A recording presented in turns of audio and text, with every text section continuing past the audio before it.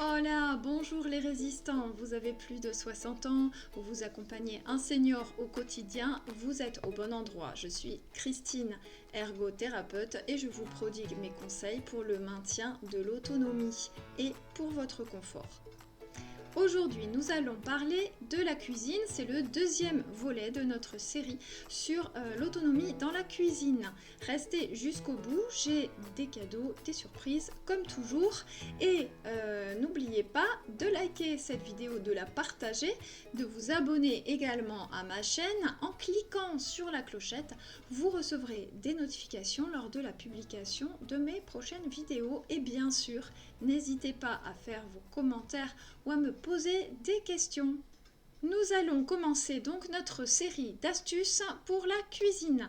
La première astuce que je vous propose de partager, c'est d'utiliser un mobilier déplaçable, léger et solide. Quand je parle de mobilier déplaçable, je parle bien sûr essentiellement de chaises et de tables.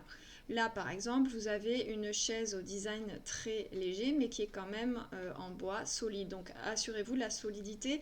Par exemple, une chaise de jardin en plastique basique, je ne pense pas que ce soit extrêmement solide, même si c'est léger. Donc, essayez de combiner légèreté et solidité. Vous voyez ici, par exemple, une table avec des roulettes. Alors, les roulettes, ça peut être intéressant dans la mesure où vous pouvez les freiner et les défreiner facilement. Sinon, mieux vaut trouver une table légère que l'on puisse pousser au besoin quand on fait le ménage, par exemple. Ma deuxième astuce, c'est de vous procurer une desserte à roulettes. Plutôt que de transporter les choses avec un plateau ou à même la main, mieux vaut cuisiner et poser vos plats sur une desserte que vous ferez rouler jusqu'à la table ou jusqu'à l'endroit où vous mangez, si vous mangez dans la salle à manger par exemple, dans une autre pièce que celle où vous faites la cuisine. Je tiens à vous parler d'un autre petit système qui est relativement coûteux, donc ça n'est pas accessible à tous, mais c'est quand même très intéressant. C'est le déambulateur d'intérieur. Là, vous avez une petite photo. C'est un système qui est à la fois une desserte, puisque comme vous voyez, il y a un plateau que l'on peut déplacer grâce aux roulettes et sur lequel on peut poser des choses, mais on peut également s'y asseoir. On peut se déplacer avec quand on est assis. On peut également l'utiliser comme tout déambulateur pour se déplacer en position debout. Donc c'est vraiment multifonction, c'est intéressant. Et sinon, si vous avez vraiment des difficultés de déplacement, vous avez le rollator. D'habitude, on l'utilise plutôt pour l'extérieur, mais il a son utilité à l'intérieur. D'une part, parce qu'il est en général associé à un panier, donc qui permet de transporter des objets. Mais vous pouvez souvent, ça dépend des modèles, mais au moment de l'achat, vous pouvez vérifier ça, y placer un plateau. Et du coup, ça vous permettra aussi de déplacer des objets sans risque.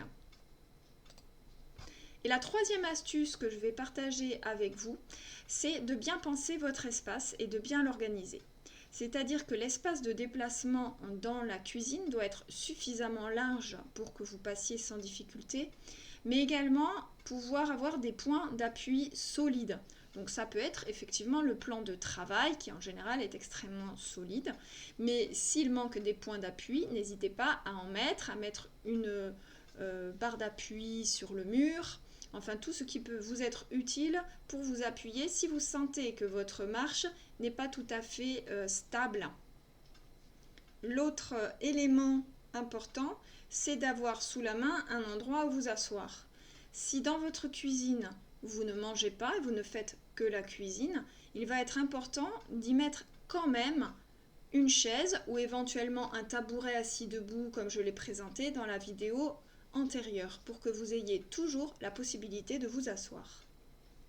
Vous avez par exemple ici le schéma d'une cuisine classique avec une table et des chaises, donc il sera important de s'assurer que vous puissiez circuler dans tout l'espace que j'ai marqué en bleu sans difficulté et en pouvant trouver des points d'appui.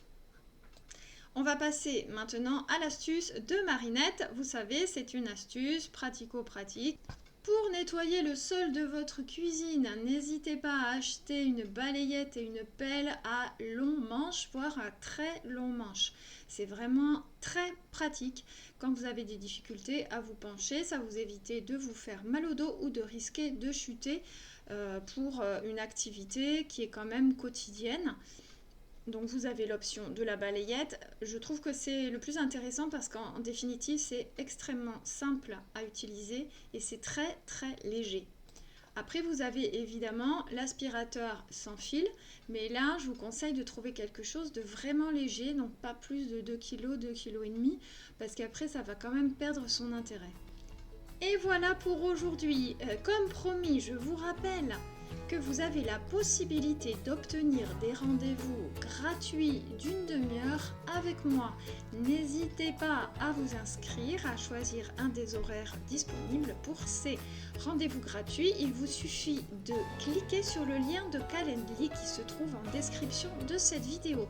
C'est complètement gratuit, vous pouvez me formuler votre problématique et je vous proposerai des débuts de solutions et de réflexion.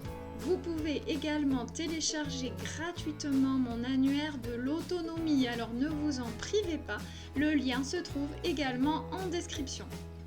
Merci beaucoup de votre intérêt, j'espère à très très bientôt et j'attends vos commentaires, vos questions et vos likes. À bientôt les résistants!